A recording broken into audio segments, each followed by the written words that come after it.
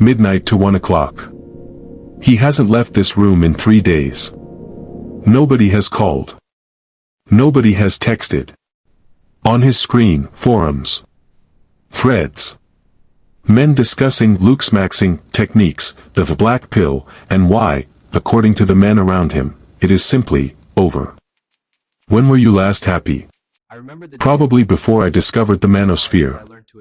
42% of young British men aged 16 to 24 consume Manosphere content every single week.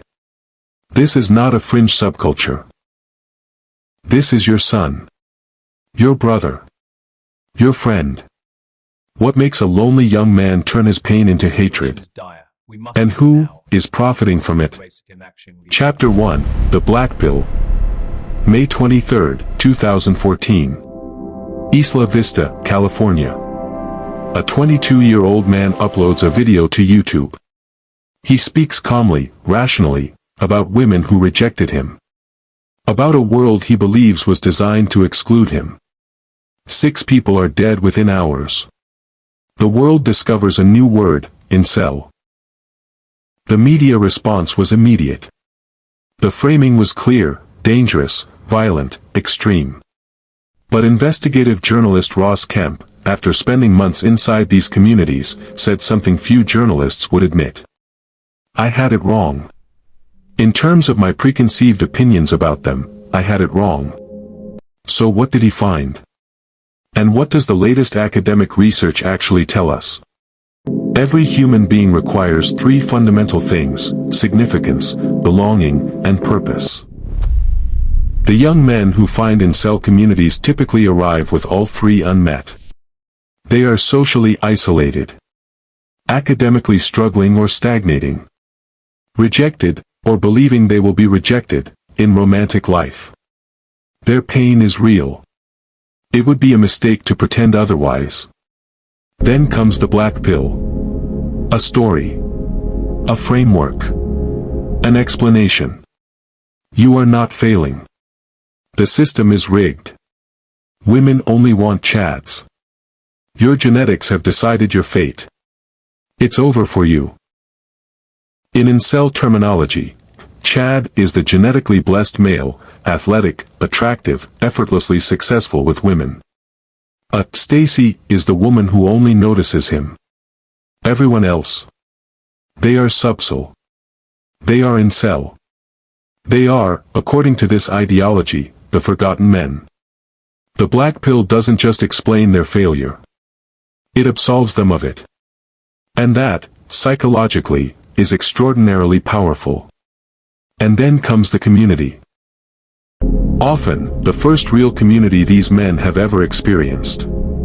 The largest incel forum alone has approximately 37,000 active users worldwide. These are not faceless numbers, they are lonely young men who, for the first time, feel understood. The network validates the narrative. The narrative feeds the need. The trap closes.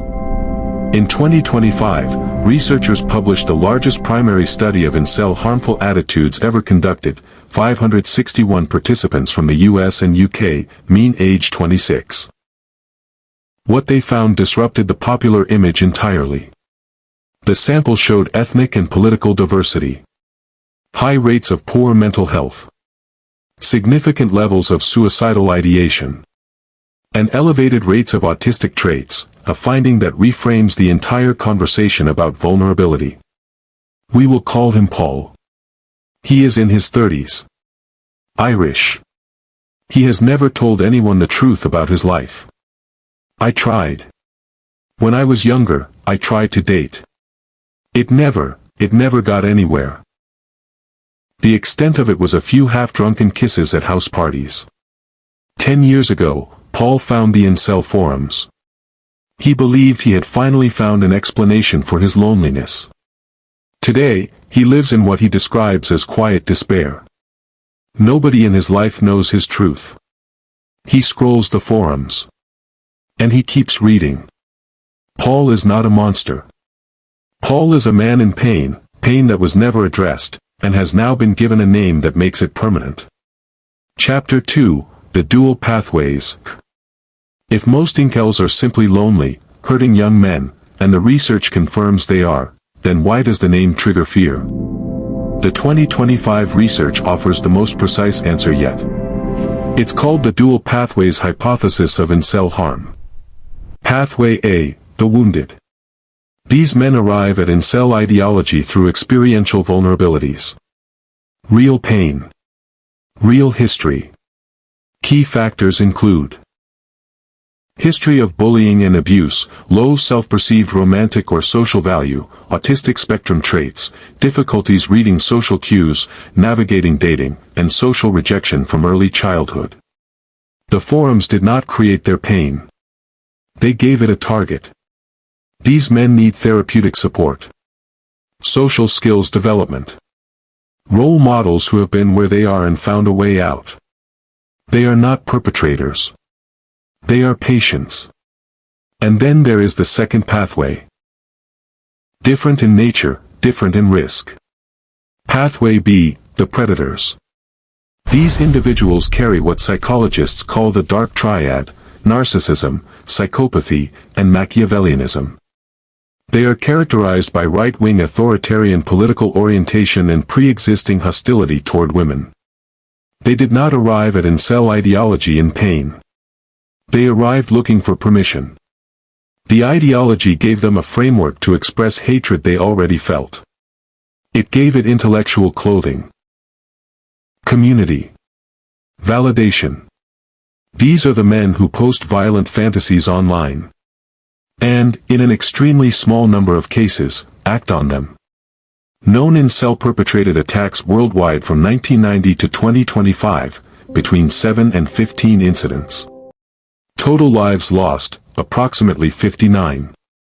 When researcher William Costello at the University of Texas shared these figures with Ross Kemp, the reaction was revealing. How many incel murderers are out there? About 7 to 15 worldwide. With around 59 people killed globally. Sorry, how many did you say? Kemp was shocked. Because the media image, of a generation of young men ready to explode, does not match the data. 80% of incels, when surveyed, explicitly reject violence. The vast majority are not potential killers. They are potential suicide statistics, which, given the rates of depression and suicidal ideation in this population, is arguably the more urgent crisis.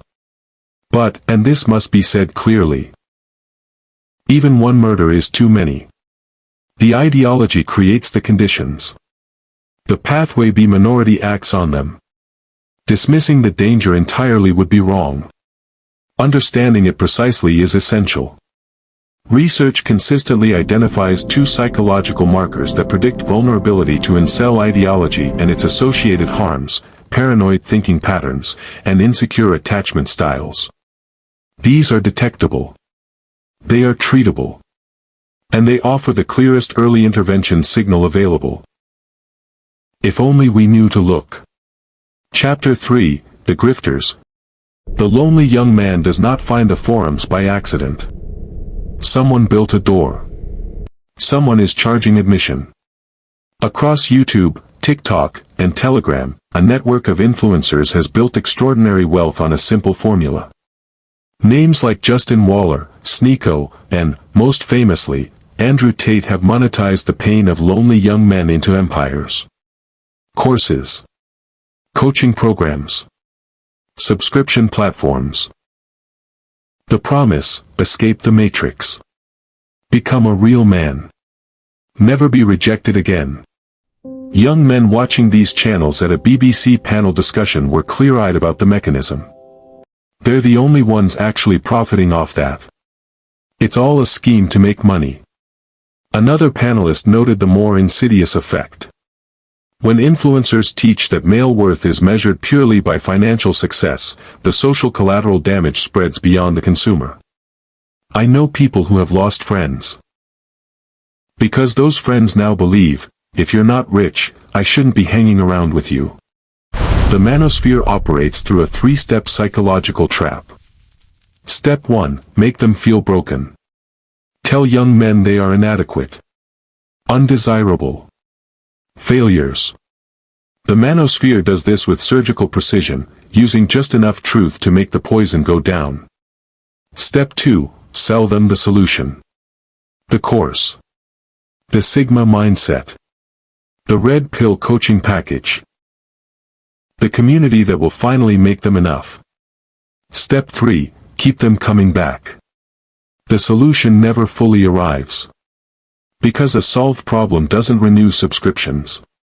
The isolation deepens. The spend increases. The cycle continues. When Louis Theroux's documentary, Inside the Manosphere, was discussed by young viewers, the response split precisely where you'd expect. You let these men talk as if they have reasonable arguments. His job is to pull back the curtain and let viewers see what's really happening. But Theroux's most powerful moment required no argument at all. Just a question. When were you last happy? The subject paused. A long pause. Then, probably before I discovered the Manosphere. The silence after that question was more powerful than any debate could have been. Because it let the subject witness his own answer. One young male viewer summarized it perfectly. I'd always found it quite funny, but the behind the scenes revealed a new aspect. That new aspect was suffering. Real, recognizable, preventable suffering. Conclusion, what now? The 2025 research is unambiguous. Poor mental health is twice as predictive of harmful attitudes as community networking alone. This means the Incel pipeline has a clinical entry point. Treat the depression. Assess the suicidal ideation. Fund the therapy. This is a healthcare problem. It should be treated as one. Many of the men in these communities have genuinely never acquired basic social confidence or romantic literacy. They did not learn, through family, school, or peer experience, how to connect. They need mentors. Not lectures. Not surveillance. Mentors. The most powerful intervention identified by researchers is peer experience. Men who were where they are, and found a way out. Not because they became chads. But because they rejected the Blackpill central lie, that nothing can change. The forums thrive because real-world community has collapsed. Youth centers have been defunded. Mentorship programs have shrunk. Places where young men can simply belong, outside of a screen, have quietly disappeared. The answer to a toxic online community is not censorship.